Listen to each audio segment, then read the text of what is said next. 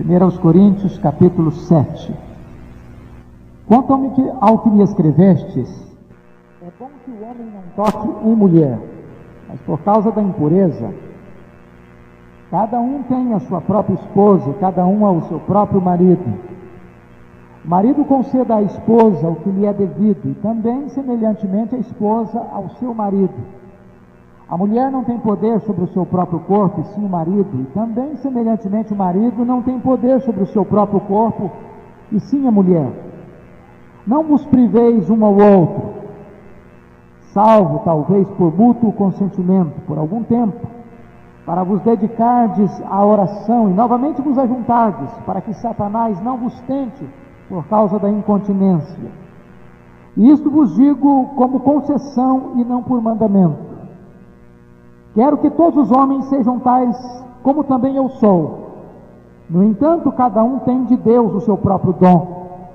Um, na verdade, de um modo, outro de outro.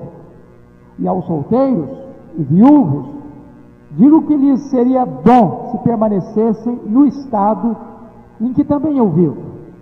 Caso, porém, não se dominem, que se casem, porque é melhor casar do que viver abrasado. Ora, aos casados ordeno, não eu, mas o Senhor, que a mulher não se separe do marido.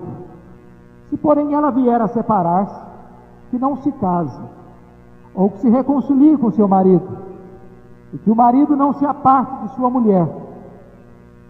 Aos mais digo eu, não o Senhor.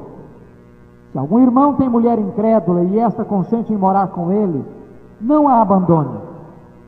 E a mulher que tem marido incrédulo e este consente em viver com ela, não deixe o marido.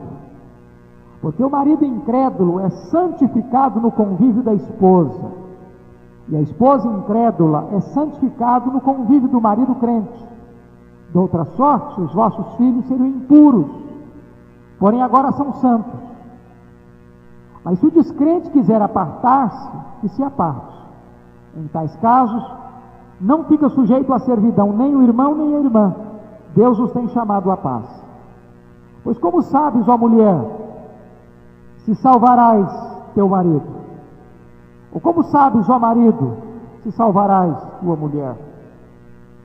Ande cada um segundo o Senhor lhe tem distribuído, cada um conforme Deus o tem chamado, e assim é assim que ordena em todas as igrejas. Foi alguém chamado estando circunciso? Não desfaça a circuncisão. Foi alguém chamado estando incircunciso? Não se faça circuncidar. A circuncisão em si não é nada, a incircuncisão também nada é, mas o que vale é guardar as ordenanças de Deus. Cada um permaneça na vocação em que foi chamado. Foste chamado sendo escravo, não te preocupes com isso, mas se ainda podes tornar-te livre, aproveita a oportunidade. Porque o que foi chamado no Senhor sendo escravo é liberto do Senhor. Semelhantemente, o que foi chamado sendo livre é escravo de Cristo. Por preço fostes comprados, não vos torneis escravos de homens. Irmãos, cada um permaneça diante de Deus naquilo em que foi chamado. Com respeito às virgens, não tenho o mandamento do Senhor, porém dou minha opinião, como tendo recebido do Senhor a misericórdia de ser fiel. Considero, por causa da angustiosa situação presente, ser bom para o homem permanecer assim como está. Estás casado? Não procures separar-te. Estás livre de mulher? Não procures casamento. Mas se te casares, com isso não pecas. E também, se a virgem se casar, por isso não peca. Ainda assim, tais pessoas sofrerão angústia na carne, e eu quisera poupar-vos. Isto, porém, vos digo, irmãos, o tempo se abrevia. O que resta é que não só os casados sejam como se não fossem, mas também os que choram como se não chorassem, e os que se alegram como se não se alegrassem, e os que compram como se nada possuíssem, e os que se utilizam do mundo como se dele não usassem, porque a aparência do mundo passa. O que realmente eu quero é que estejais livres de preocupações. Quem não é casado cuida das coisas do Senhor, de como agradar ao Senhor.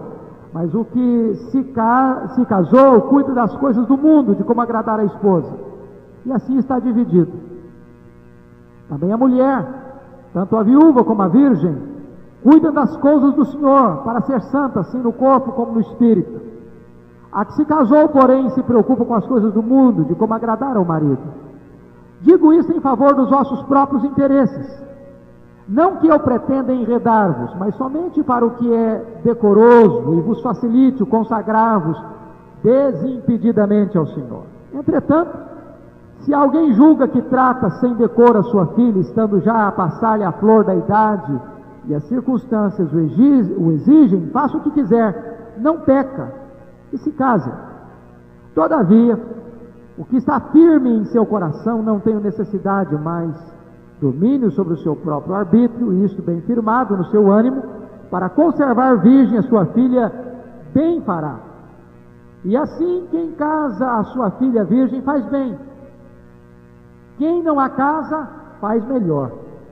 A mulher está ligada enquanto vive o marido, contudo, se falecer o marido, fica livre para casar com quem quiser, mas somente no Senhor. Todavia, será mais feliz se permanecer viúva, segundo a minha opinião, e penso que também eu tenho o Espírito de Deus. Eu queria pensar com vocês, meditar com vocês sobre o tema princípios de Deus para o casamento. Princípios de Deus para o casamento. A própria leitura, acredito que foi levantando algumas dúvidas e perguntas no seu coração. Estou certo disso. E Paulo, neste capítulo, ele não se propõe a fazer um tratado teológico completo sobre celibato e casamento. O que, na verdade, Paulo está fazendo aqui neste capítulo é respondendo perguntas diretas e específicas que a igreja lhe fez. Veja você no versículo 1 que Paulo diz isso: quanto ao que me escrevestes. Paulo está dando respostas a algumas perguntas específicas. Não tem Paulo a pretensão de, nesse capítulo, trazer toda a teologia que ele tem sobre o assunto casamento. Ao contrário, Paulo está dando respostas a perguntas que os crentes estão fazendo. Talvez você olhe para esse texto e você fique um pouquinho pessimista em relação a casamento, desanimado com o casamento. Quase que dá a impressão, a leitura primeira nesse texto, que Paulo não agrada muito o casamento, ou que não é muito defensor do casamento. Nós não podemos tirar essa conclusão à luz de todo o ensino bíblico, a partir de Gênesis 2,18, quando Deus estabelece o princípio, não é bom que o homem esteja só, ou de Hebreus 13,4, que digno de honra entre todos é o casamento e o leito sem mácula, ou o ensino de Paulo em Efésios capítulo 5, versos 22 a 33, quando ele enaltece o casamento a tal ponto de ilustrar a relação mística entre Cristo e a igreja com o casamento. Então, eu queria logo de início dizer isso, que esse capítulo, Paulo está respondendo, como vamos ver daqui a pouco, perguntas específicas da igreja. O outro grande problema hermenêutico deste capítulo, que talvez você está angustiado aí querendo uma resposta, é que há aqueles que acusam Paulo de não ser um autor inspirado ao escrever esse texto. Por exemplo, vamos dar uma olhadinha aí. Olha o versículo 6. E isto vos digo como concessão, e não por mandamento. Veja você verso 10. Ora, aos casados ordeno, não eu, mas o Senhor. Parece que ele está falando, parece que está existindo uma dicotomia aparente aí entre o que ele fala e o que o Senhor fala. Versículo 12. Aos mais digo eu, não o Senhor. Como entender isso? Será que o que ele diz não é o mesmo que o Senhor diz? Versículo 25.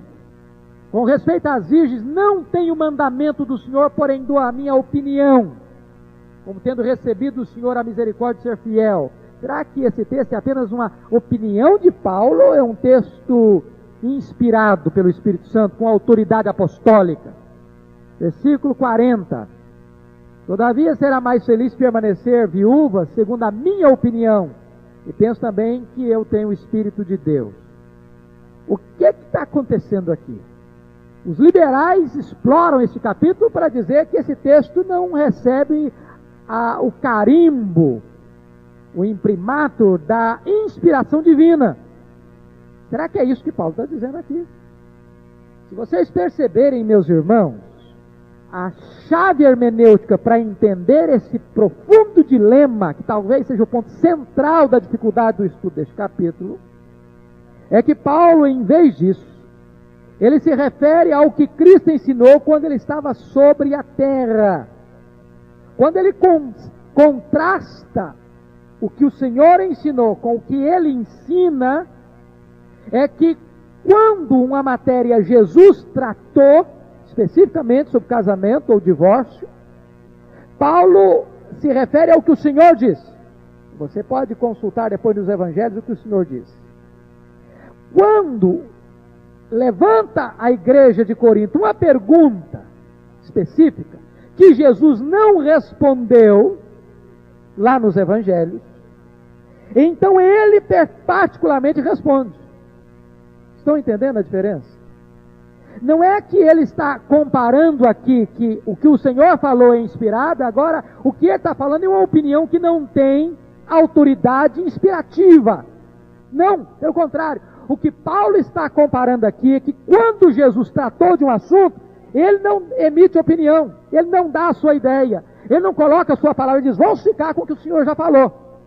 Agora, há alguns assuntos que Jesus não respondeu, e que a igreja agora pergunta para ele, e que ele precisa trazer o ensino. É nesse sentido que nós estamos aqui encontrando um aparente dilema. Os assuntos que Jesus trata sobre casamento e divórcio estão em Mateus 5, 31 a 32, Mateus 19, 1 a 12, Marcos 10, 1 a 12 e Lucas 16, 18. Então, quando ele se refere ao Senhor, o Senhor diz e não eu, ele está se referindo ao que Jesus ensinou sobre a matéria. Quando ele diz que agora não é o Senhor, mas eu, é porque aquele assunto Jesus não tratou e ele agora vai tratar. Está claro isso? Paulo tinha que lidar com algumas perguntas que Jesus não tinha respondido. Está certo?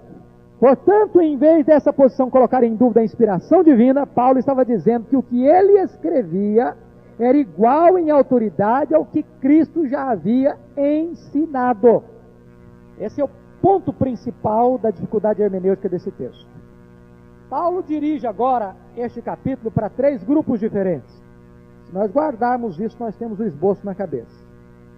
Paulo se dirige aos cristãos casados com cristãos. Versículo 1 ao versículo 11. Cristãos casados com cristãos. Este é o assunto do verso 1 ao verso 11. O segundo assunto que Paulo trata, cristãos casados com não cristãos. Versículos 12 a 24. E o terceiro ponto, cristãos não casados. Versos 25 a 40. Vou repetir, que tem gente anotando. Então, Paulo, nesse capítulo, trata de 3 assuntos.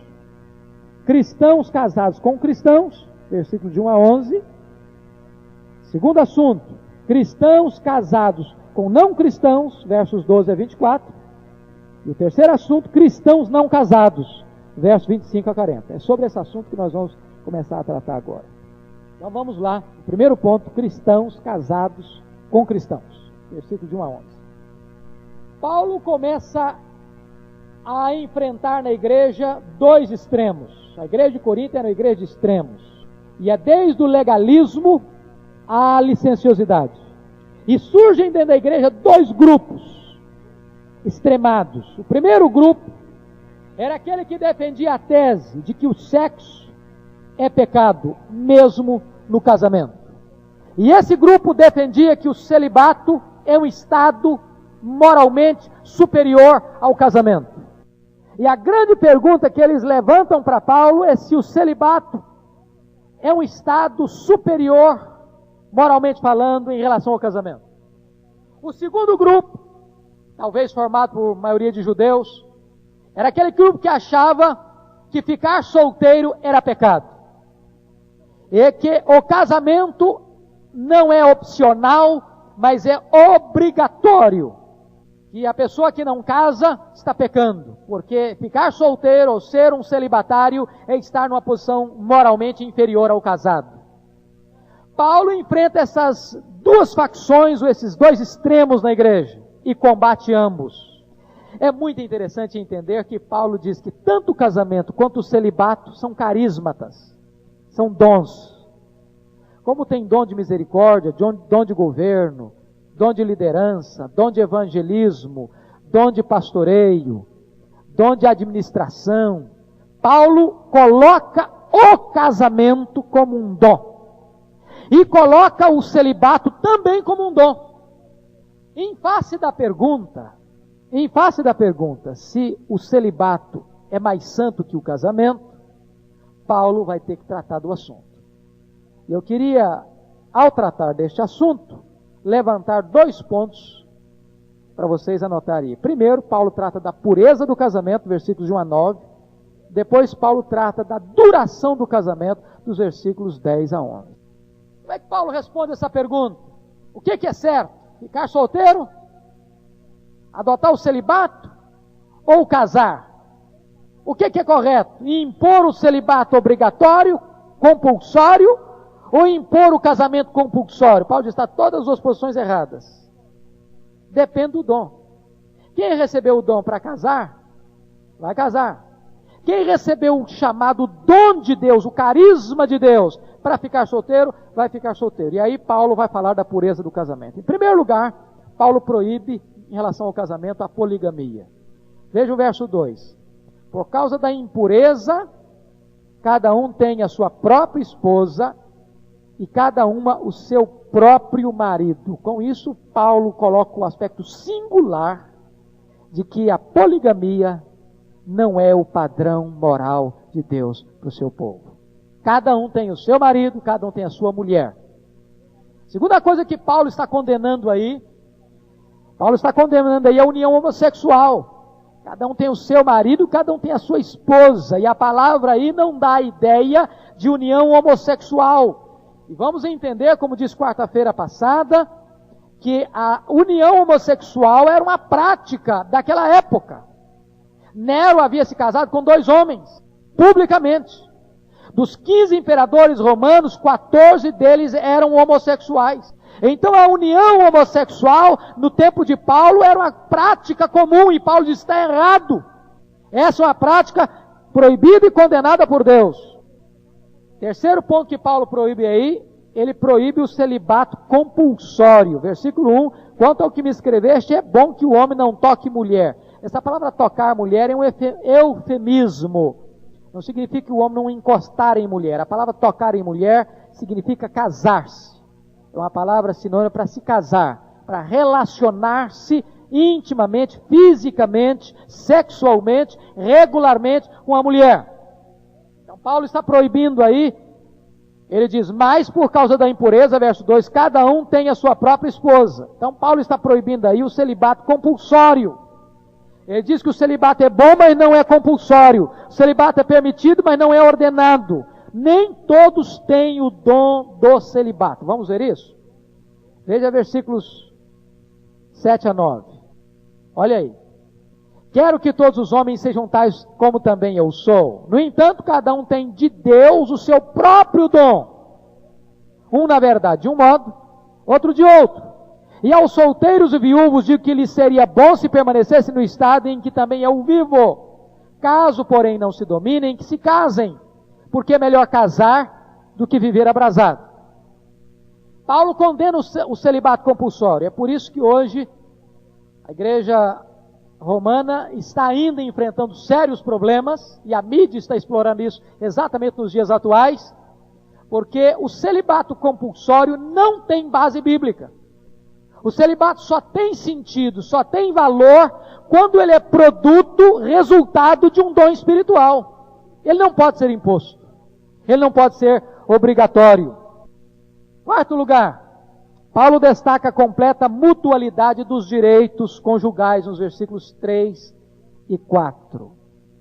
É interessante, irmãos, que Paulo vivia numa sociedade de profunda influência ainda machista.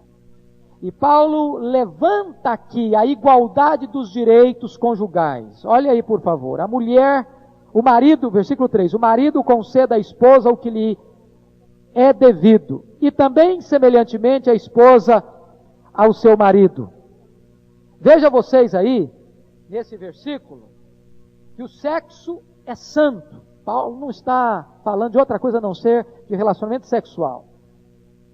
A mesma Bíblia que condena o sexo antes do casamento, que é o pecado da fornicação, como o pecado fora do casamento, que é o pecado do adultério, está agora dizendo que a ausência de sexo no casamento é pecado. O marido concede à esposa o que lhe é devido e semelhantemente a esposa ao seu marido. Versículo 4 vai dizer assim: a mulher não tem poder sobre o seu próprio corpo, e sim o marido. Também, semelhantemente, o marido não tem poder sobre o seu próprio corpo, e sim a mulher. Paulo está definindo aí que o sexo é um direito do cônjuge. Um pleno direito. A satisfação sexual é um direito do marido e é um direito da mulher. Que a chantagem sexual no casamento é um pecado. Que o marido não tem poder sobre o seu corpo. Que a mulher não tem poder sobre o seu corpo, que o corpo de um pertence ao outro. Daí, usar o sexo como uma arma para chantagem está em desacordo com o ensino da palavra de Deus. Paulo vai mostrar ainda no verso 5 uma ordem: não vos priveis um ao outro. É uma ordem. Ou seja, a ausência da relação sexual no casamento é pecado, desde que não haja um fator imperativo, um problema de saúde, ou um problema de ordem maior, que venha impedir. Dentro da normalidade do casamento, a relação sexual precisa existir. Quinto lugar, quinto ensino de Paulo sobre a pureza do casamento. Paulo afirma a capacidade dos casais se absterem temporariamente das relações sexuais. Olha o versículo 5. Só que ele vai normatizar. Quando é que um casal pode se abster do sexo? Paulo dá 4 orientações aí. Primeiro, quando ambos estão em total harmonia e sintonia a respeito da decisão. O homem não pode chegar para a esposa e dizer: olha, eu estou te comunicando que essa semana ou este mês eu não estou disponível para a relação sexual. O homem não pode fazer isso. Nem a mulher pode comunicar ao seu marido que ela está indisponível para ele durante esta semana ou durante este mês. Se há de tomar essa decisão, diz Paulo, os dois precisam estar em absoluto acordo. Às vezes, muitos casais cometem erros gravíssimos quando começam a dar desculpas infundadas, como cansaço, como muito trabalho, como dor de cabeça, como outras desculpas esfarrapadas, para defraudar, ou seja, para tomar do seu cônjuge aquilo que lhe é de direito, ou seja, a satisfação sexual no leito conjugal. A Bíblia diz que isso é pecado, isso é uma desobediência a um mandamento bíblico. Segundo fator que precisa existir no caso da abstinência. A abstinência só deve vigorar por algum tempo. Veja aí o versículo 5. Não vos priveis um ao outro, salvo talvez por mútuo consentimento, por algum tempo. Essa palavra tempo aqui é kairos, não é tempo cronos. Esse por algum tempo não é, vamos dizer, por um dia ou por uma semana. A palavra, o texto aqui não é cronos, tempo marcado em relógio, mas kairos, ou seja, por um problema específico, por uma necessidade específica, seja pessoal, seja familiar, seja na igreja, seja no seu país, por uma causa que você vai se dedicar à oração, por esse tempo determinado por Deus. Terceira razão para uma abstinência. A abstinência tem que ter a intenção expressa de dedicar-se à oração. Veja o versículo. Para vos dedicardes à oração. Não tem que ser por qualquer motivo. Tem que ser por uma razão espiritual. Não pode ser cansaço, não pode ser muito trabalho, não pode ser dor de cabeça. A questão é por uma razão espiritual. Finalmente, Paulo diz, só pode existir abstinência quando houver o compromisso deliberado de retornar à relação sexual depois que o kairos de Deus tiver o seu cumprimento. Ou seja, Paulo está dizendo o seguinte, que o casal não pode usar o elemento chantagem na questão da relação sexual no casamento. Em último lugar, com respeito à pureza do casamento, Paulo alerta sobre a atividade de Satanás, o intercurso de Satanás, ou a interferência de Satanás, no caso de existir chantagem sexual no casamento. Ele diz o seguinte: para que Satanás não vos tente por causa da incontinência. Ou seja, quando um casal brinca com essa arma do sexo no casamento, chantageia o cônjuge com sexo no casamento, não concede ao cônjuge aquilo que lhe é de direito, a satisfação sexual, Satanás entra nessa história para colocar uma terceira pessoa e provocar um estrago na família. Falando então sobre a pureza do casamento, agora Paulo vai falar sobre a duração do casamento. Versículos 10 e 11. Olha aí por gentileza. Ora, aos casados ordeno, não eu, mas ao Senhor, que a mulher não se separe do marido. Por que ele está dizendo isso? Ordeno, não eu, mas o Senhor. Porque o Senhor já tratou desse assunto de divórcio lá em Mateus 19, 3 a 12. É por isso que ele está dizendo que é o Senhor que vai tratar e não ele. Porque se o Senhor já tratou, ele não precisa tratar mais. É isso que ele está querendo dizer aqui. E agora Paulo vai responder uma pergunta que a igreja fez para ele. E a pergunta era essa que a igreja estava fazendo: o que fazer se eu estou arrependido de ter casado? Ou o que fazer quando a situação parece insustentável? A igreja estava fazendo essa pergunta para Paulo. Paulo, tá bom, eu casei, mas eu estou arrependido, o que é que eu faço? Você acha que tem gente assim na igreja? Gente que casou, mas puxa vida, que besteira que eu fui fazer. Eu casei, mas agora eu reconheço que eu fiz uma bobagem na vida. O que é que eu vou fazer agora? Paulo responde essa questão. Paulo faz um desafio inequívoco aos casais que veem poucas esperanças em seu casamento. Veja aí, irmãos, versículos 10 e 11. Ora, aos casados ordeno eu, mas o Senhor, que a mulher não se separe do marido. Casou? Aguente firme. Aguente firme. Essa é a colocação de Paulo. Não desanime, leve em frente o seu casamento. Não saia do barco. Não pule fora do casamento. Agora ele pega uma segunda pergunta que a igreja faz para ele: o que é que eu vou fazer quando a situação parece insustentável?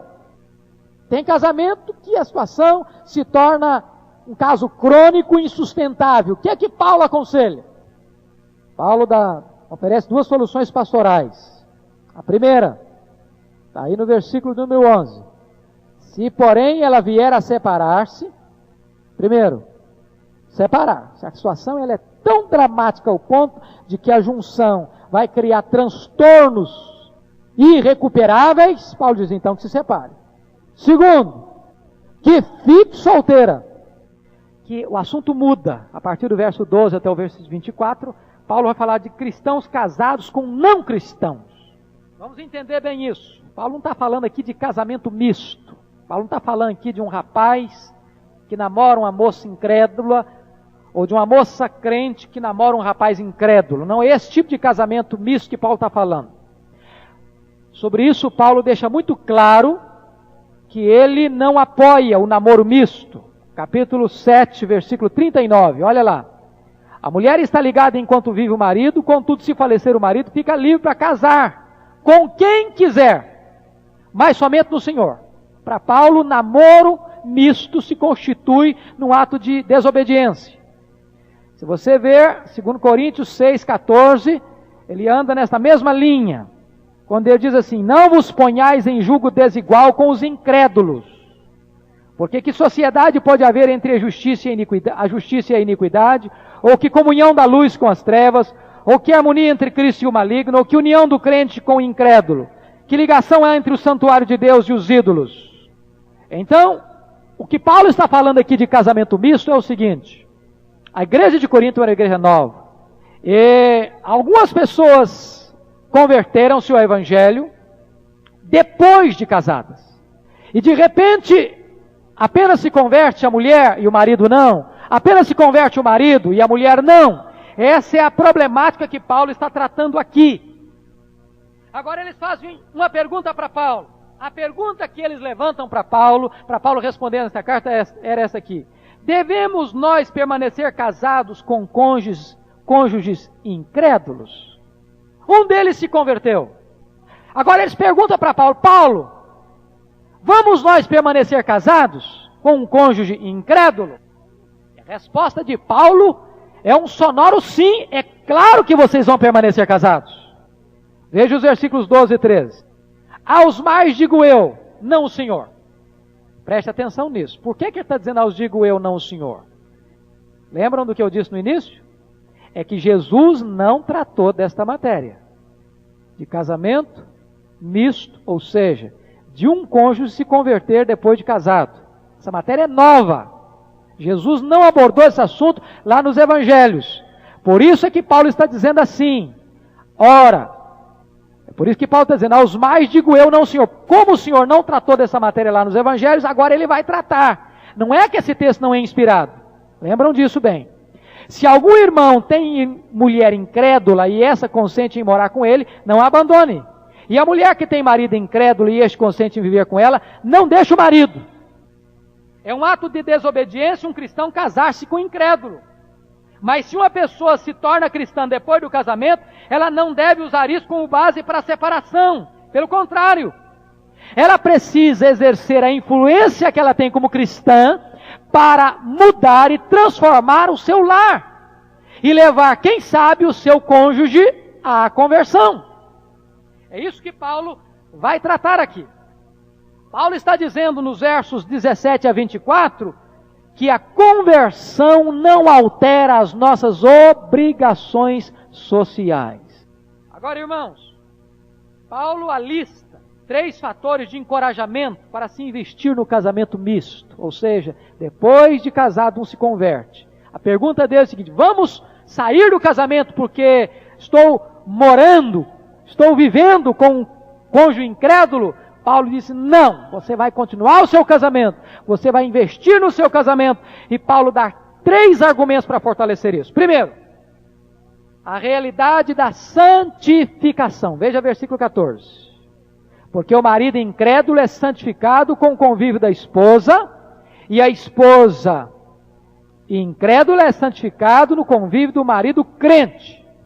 Vamos entender isso aqui. Paulo não está dizendo que o marido incrédulo é convertido ou salvo pelo fato de estar casado com uma mulher crente. Não é isso que ele está dizendo. Obviamente que não. Casamento não é meio de conversão. O que ele está dizendo é que o marido crente santifica, ou seja, ele traz benefícios para a família dele, abençoa esta relação. Esse cônjuge incrédulo está exposto à influência benéfica do Evangelho.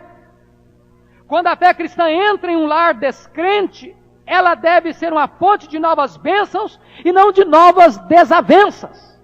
É isso que Paulo está dizendo.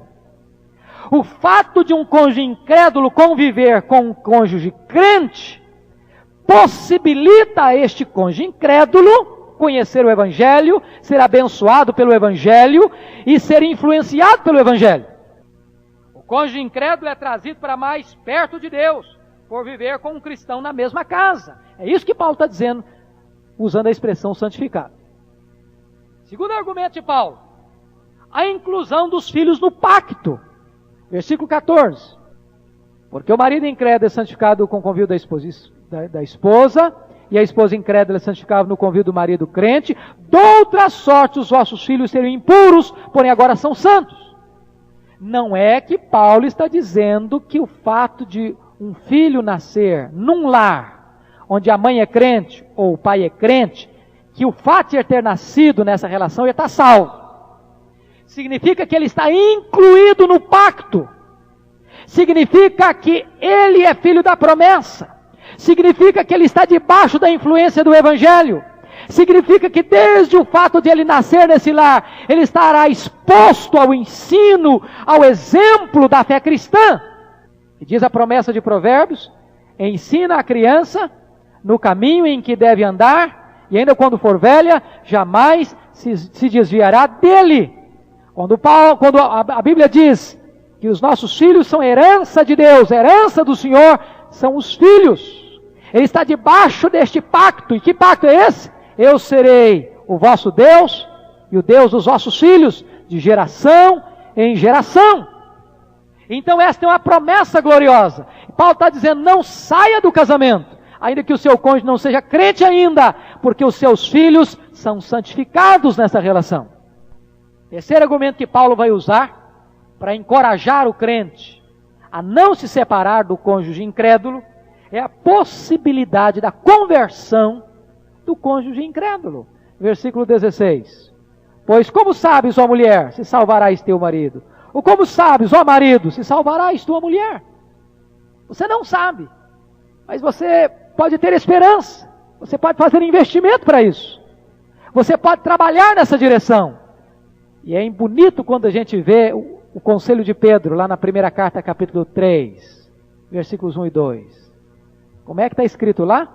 Pedro orienta as mulheres nesse sentido, de uma maneira muito sensata, e ele diz assim: mulheres, sede vós igualmente submissas a vosso próprio marido, para que, se ele ainda não obedece à palavra, seja ganho sem palavra alguma, por meio do procedimento de sua esposa, a observar o vosso honesto comportamento cheio de temor. Então, Paulo está dizendo que a mulher ou o marido deve investir na relação, não com discurso, não com sermão, mas com exemplo, para ganhar o seu cônjuge. Agora, Paulo vai dizer aí que se o cônjuge incrédulo não quiser permanecer no casamento, não quiser estar ligado a este cônjuge crente, então Paulo abre a porta para a dissolução do casamento. Versículo 15. Olha aí, que Paulo está trazendo a lume a segunda cláusula exceptiva para o divórcio, que é o abandono irredutível, contumaz, irreconciliável. Veja o versículo 15. Mas se o descrente quiser apartar-se, que se aparte. Em tais casos, não fica sujeito à servidão nem o irmão, nem a irmã. Deus os tem chamado à paz. A Confissão de Fé de Westminster trabalha isso de uma maneira muito sólida, consistente, mostrando que há duas cláusulas exceptivas para o divórcio: o adultério, a infidelidade, ou o abandono do incrédulo, de uma maneira irreconciliável. Eu não quero estar casado com um cônjuge crente. Eu não quero estar ligado a essa relação. Eu vou embora, eu estou rompendo de vez e para sempre essa relação. Então a parte abandonada crente está livre do jugo conjugal. Terceiro ponto da nossa mensagem. Versículos 25 a 40. Cristãos não casados. Agora Paulo vai trazer uma palavrinha aí para os solteiros e para os viúvos e viúvas. Vejam vocês que Paulo já falou desse assunto dos solteiros e viúvas nos versos 8 a 9. Olha lá. E aos solteiros e viúvos, digo que lhes seria bom se permanecessem no estado em que também eu vivo. Caso, porém, não se dominem, que se casem, porque é melhor casar do que viver abrasado. Agora, a pergunta era essa da igreja. Lembrem vocês, deixa eu repetir, que nesse capítulo Paulo está fazendo um tratado teológico completo sobre celibato e casamento.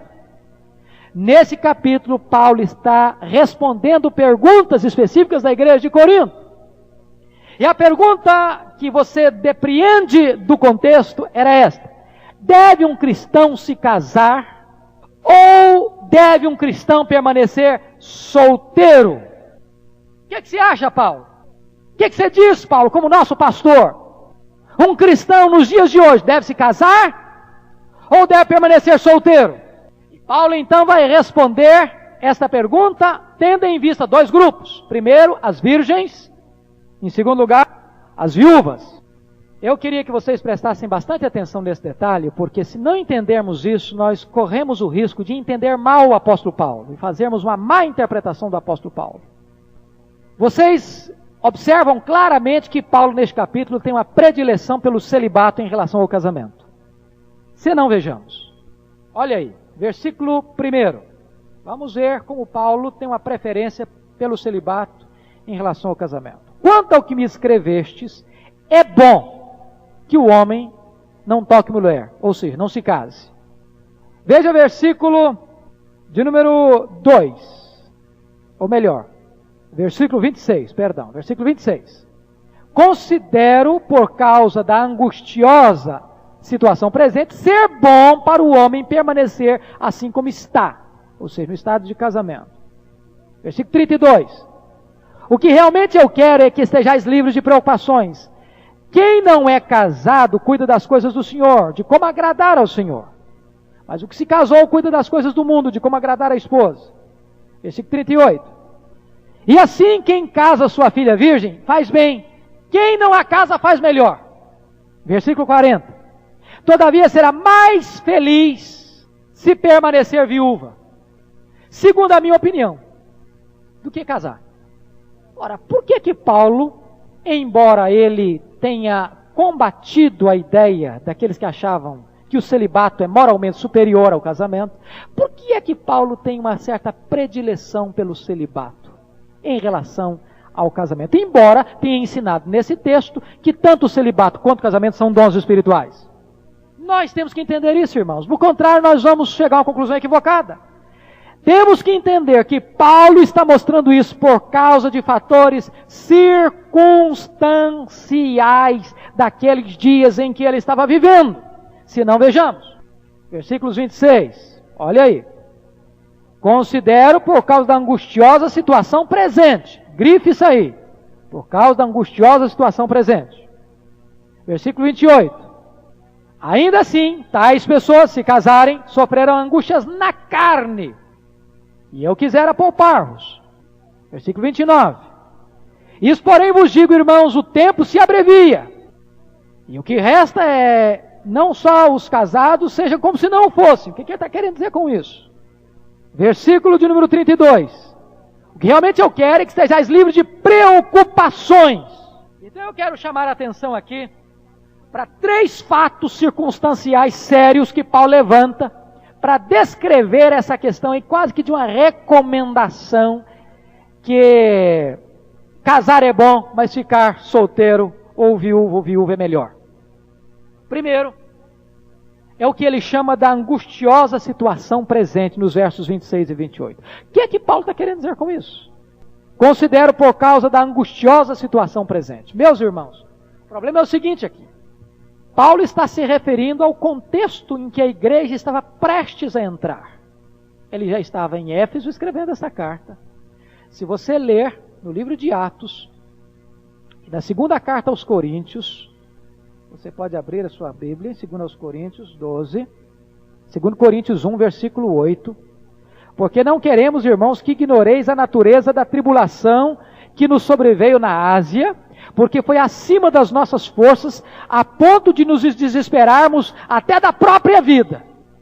Esse era o clima que estava surgindo no horizonte. As nuvens estavam ficando densas, escuras, trevosas, preanunciava a chegada de uma terrível tempestade.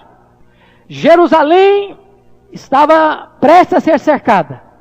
As muralhas de Jerusalém seriam quebradas. E Jesus já tinha falado no seu sermão profético: ai das grávidas, ai das que estiverem grávidas, das que amamentarem.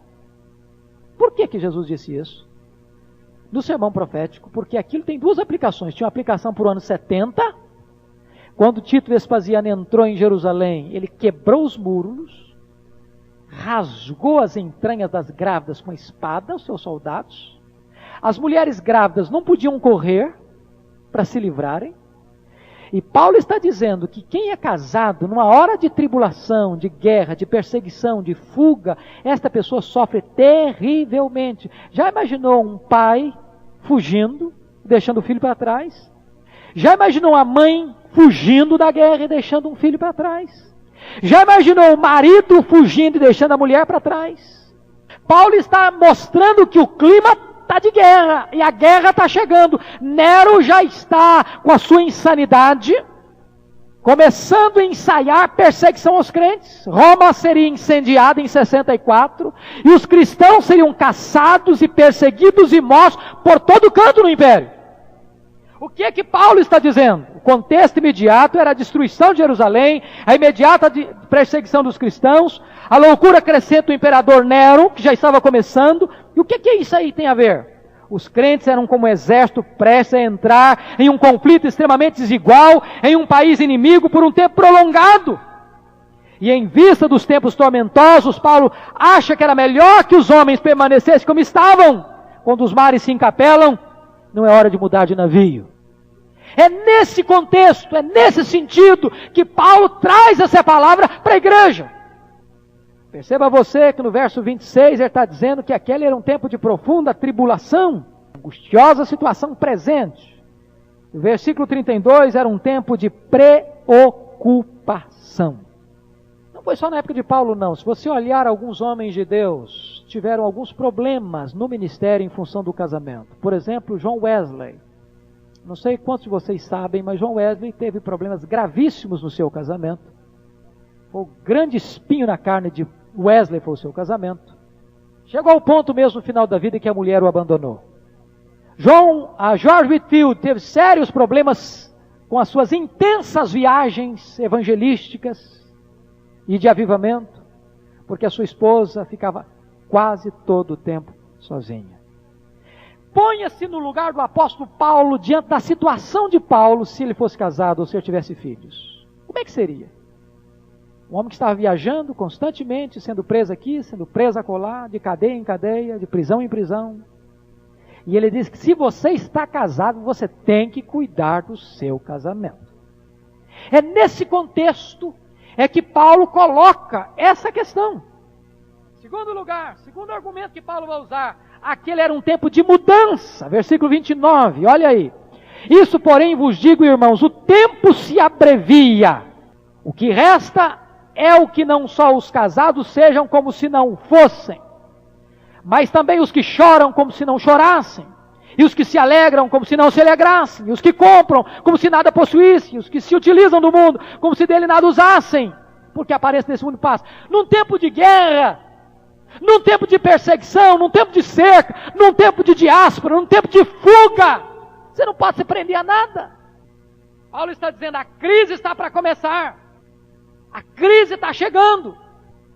Então Paulo diz, olha, se você não está casado, não case, é melhor você não casar. Agora, se você não aguenta, então casa, você não peca se casar não. Mas eu queria poupar você desse problema, dessa preocupação, dessa angústia.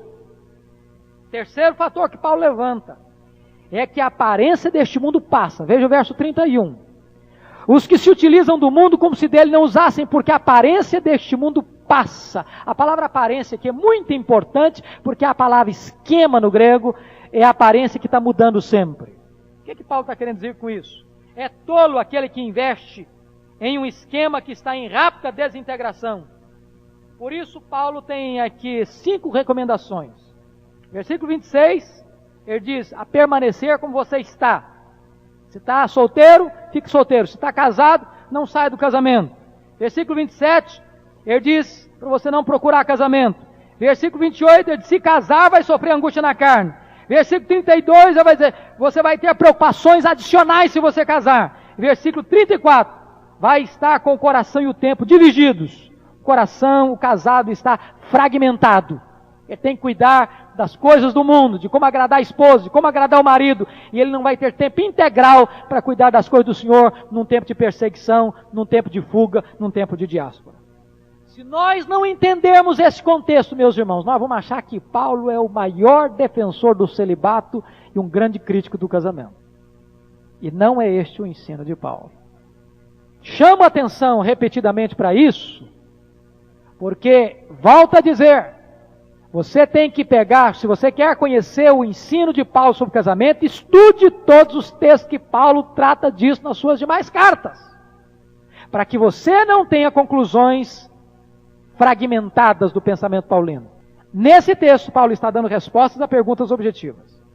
Finalmente, Paulo tem uma palavrinha para as viúvas e para os viúvos. Versículos 39 e 40. A mulher está ligada enquanto vive o marido. Contudo, se falecer o marido, fica livre para casar com quem quiser, mas somente no Senhor. Todavia, será mais feliz se permanecer viúva, segundo a minha opinião. E penso que também eu tenho o Espírito de Deus. Algumas verdades aqui a destacar. Primeiro, o casamento é para toda a vida. Casamento dura a vida toda. Enquanto viver o marido, enquanto viver a esposa, dura o casamento. Paulo nem cogita de divórcio aqui. Casamento não é experiência. Casamento é para a vida.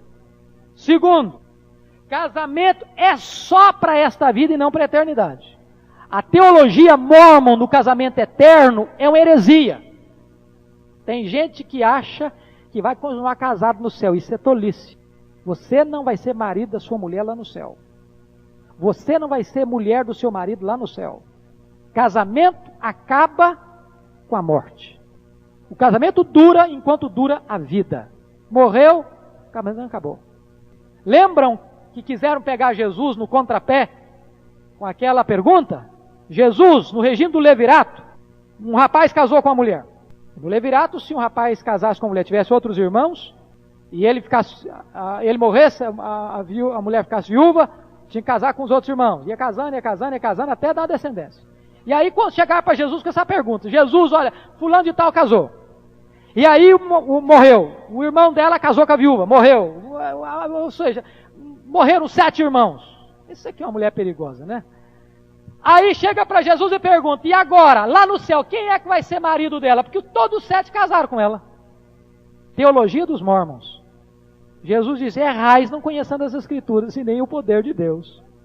No céu, nós vamos ser como os anjos. Nem se casa, nem se dá em casamento. Portanto, o casamento é para a vida toda, mas é só para a vida, não é para a eternidade. Segunda coisa. Paulo dá 3 conselhos agora para as viúvas. Primeiro, naquele contexto, presta atenção nisso. Naquele contexto. Fiquem como vocês estão. Segundo conselho, se você não aguenta, case-se. Terceiro conselho, case-se, mas somente no Senhor. Não vai casar com gente incrédula, não. Achar um parceiro, uma parceira crente, casa. Se não achar, não case. Concluindo, irmãos, Paulo nos dá 5 princípios práticos para concluir.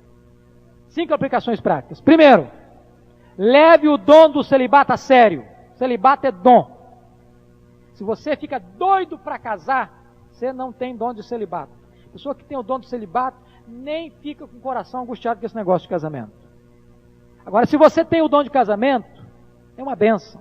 É dom de Deus, é carisma. Segundo, princípio prático, aplicação prática. Se você não tem o dom do celibato, case-se. É melhor casar do que ver abrasado, diz Paulo. Terceira aplicação prática. Se você está para se casar, certifique-se que o seu marido ou esposa futuro seja cristão. Quarto princípio prático. Se você está casado com um incrédulo, faça todos os sacrifícios necessários para manter o seu casamento. Quinto e último princípio prático. Se você quer que o seu casamento seja feliz, nunca deixe de dar ao seu marido, à sua esposa, toda a satisfação sexual que ele ou ela precisa. Eu espero em Deus, queridos, que nós possamos ter entendido esse texto e que Ele possa nos instruir, nos conduzir, nos abençoar na nossa caminhada com Deus. Que Deus nos abençoe. Amém.